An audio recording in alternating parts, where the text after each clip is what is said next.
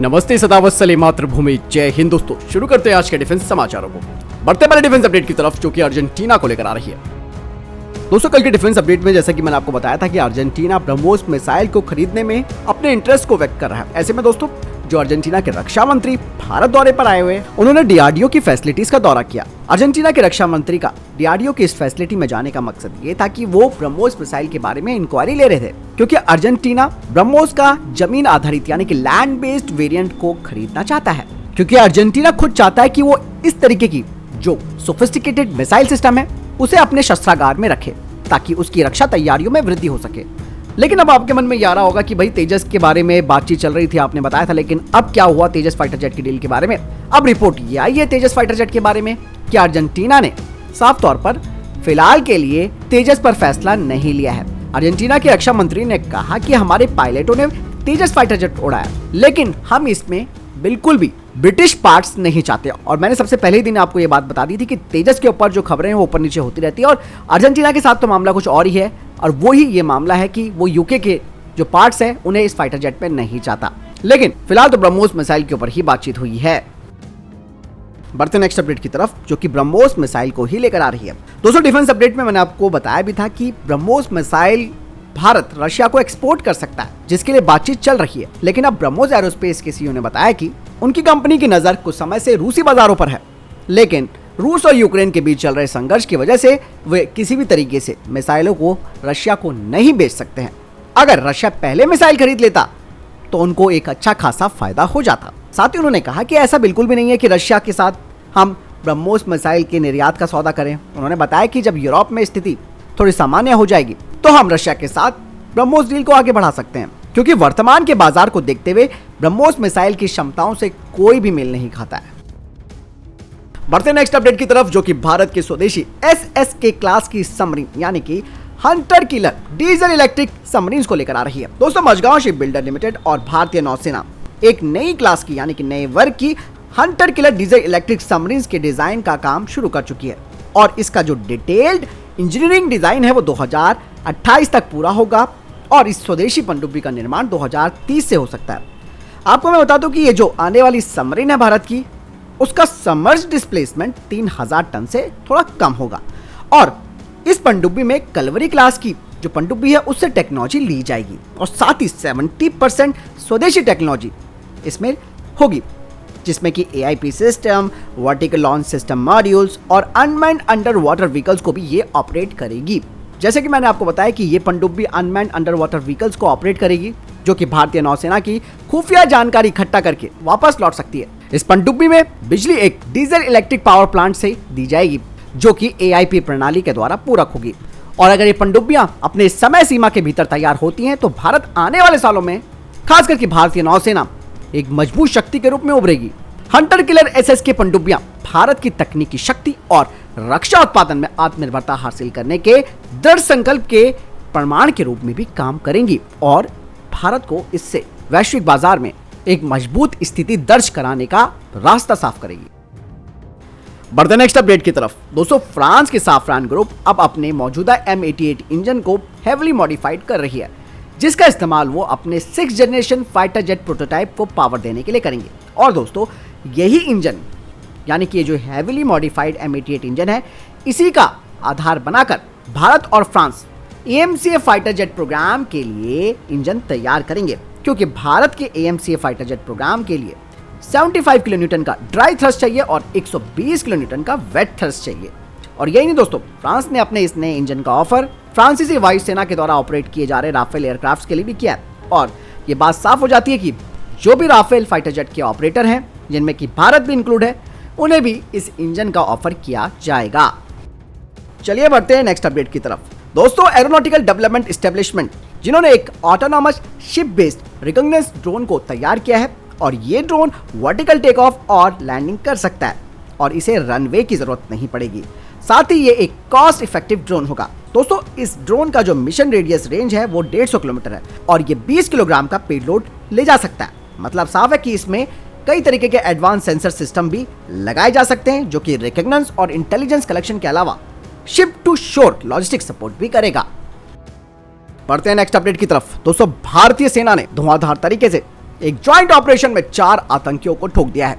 सुरक्षा बलों के बीच पहली मुठभेड़ कल रात 11:30 बजे शुरू हुई, जिसके बाद रात के समय निगरानी उपकरणों के साथ ड्रोन तक भारतीय सेना ने तैनात कर दिए और आज सुबह सुरक्षा बलों और आतंकवादियों के बीच फिर गोलाबारी शुरू हुई और उसके बाद चुन चुनकर भारतीय सेना ने इनको मौत के घाट उतार दिया। इस ऑपरेशन में मारे गए जो आतंकी है वो विदेशी आतंकी है। अभी उनकी शिनाख्त की जा रही है। चलिए बढ़ते नेक्स्ट अपडेट की तरफ। दोस्तों, ऐसा कहा जा रहा है कि फ्रांस के साथ जो 26 राफेल फाइटर जेट और स्कॉर्पियन पनडुब्बी का जो सौदा है उसमें देरी हो सकती है, क्योंकि दोस्तों जब भारतीय प्रधानमंत्री फ्रांस पहुंचे थे उससे पहले डीएसी यानी कि रक्षा अधिग्रहण परिषद ने 26 राफेल एम फाइटर जेट और 3 पनडुब्बियों को हासिल करने की जो नौसेना की योजना थी उसके प्रस्ताव को मंजूरी दे दी। दरअसल ये कहा जा रहा है कि जो 26 राफेल मरीन फाइटर जेट्स और जो 3 स्कॉर्पियन पनडुब्बी सौदा है उसमें तकनीकी और जो कमर्शियल पहलू हैं उस पर बातचीत पूरी नहीं हो पाई है और जो कमर्शियल पहलू हैं उन पर अभी तक बातचीत पूरी नहीं हुई है। वहीं कुछ सूत्रों ने बताया कि Bharat Rafale M fighter jet और स्कॉर्पियन पनडुब्बियों को खरीदने के बारे में बिल्कुल स्पष्ट है और बाकायदा इसे अंतिम रूप देने से पहले इसके तकनीकी और वाणिज्यिक पहलुओं पर अंतिम रूप दिया जाना बाकी है। इसीलिए दोनों पक्षों की तरफ से जो संस्थाएं हैं वो इसके लिए बातचीत करेंगी। यानी कि दोस्तों राफेल एम जेट और स्कॉर्पियन पनडुब्बियों के जो सौदे हैं अभी ट्रैक पर हैं। अभी दोनों पक्षों को इसके मूल्य निर्धारण, डिलीवरी की तारीख और मेक इन इंडिया कंपोनेंट जैसे मुद्दों पर बातचीत करनी है। दोनों सौदों का जो संयुक्त मूल्य है वो 9 बिलियन यूरो से 10 बिलियन यूरो तक हो सकता है और जो फाइनल कीमत यानी कि अंतिम कीमत होगी वो भारत और फ्रांस के बीच बातचीत के बाद निर्धारित की जाएगी। बढ़ते नेक्स्ट अपडेट की तरफ। दोस्तों, केंद्रीय विज्ञान एवं प्रौद्योगिकी मंत्री जितेंद्र सिंह ने कहा कि भारत चीन सीमा के पास मजबूत और अधिक टिकाऊ सड़कें खास करके अरुणाचल प्रदेश में तैयार की जाएंगी, जिसके लिए स्टील स्लैग की आपूर्ति टाटा स्टील के द्वारा निःशुल्क की गई है और भारतीय रेलवे के द्वारा जमशेदपुर से अरुणाचल प्रदेश तक इसे पहुंचाया गया और अब इस बात का इस्तेमाल करके आगे के क्षेत्रों की सड़कें भी बनाई जाएंगी। जितेंद्र सिंह ने आगे बताया कि स्टील स्लैग का इस्तेमाल करने वाली सड़कें न केवल पारंपरिक पक्की सड़कों की तुलना में लगभग 30% सस्ती हैं और इसके अलावा ये अधिक टिकाऊ और मौसम की अनिश्चितताओं को भी आसानी से झेल लेती हैं। बढ़ते नेक्स्ट अपडेट की तरफ जो कि इंटीग्रेटेड थिएटर कमांड को लेकर आ रही है। दोस्तों, इंटीग्रेटेड थिएटर कमांड जिसमें कि हमारी थल सेना, नौसेना और वायुसेना है, जिनमें कि बेहतर समन्वय किया जाना है, जो कि आपस में इस कमांड के तहत बेहतर समन्वय करेंगी और कहा जा रहा है कि इस साल प्रधानमंत्री नरेंद्र मोदी के द्वारा स्वतंत्रता दिवस को इंटीग्रेटेड थिएटर कमांड की घोषणा की जा सकती है और पहली integrated theatre command south western command होगी, जिसका मुख्यालय मैंने आपको पहले डिफेंस अपडेट में बताया था कि जयपुर में हो सकता है। इसी प्रकार उत्तर प्रदेश के लखनऊ मुख्यालय के साथ इंटीग्रेटेड थिएटर कमांड 2 और कर्नाटक के कारवाड़ में मुख्यालय के साथ इंटीग्रेटेड थिएटर कमांड 3 का गठन किया जा सकता है।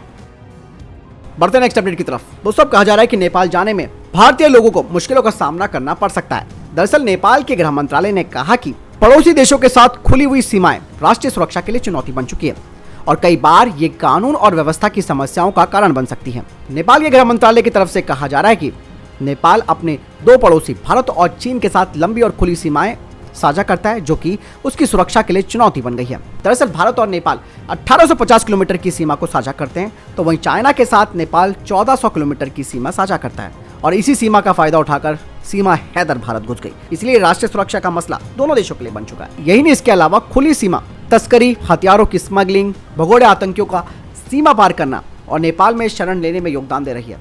नेपाल के गृह मंत्रालय ने पत्र भारत के साथ भी शेयर किया है।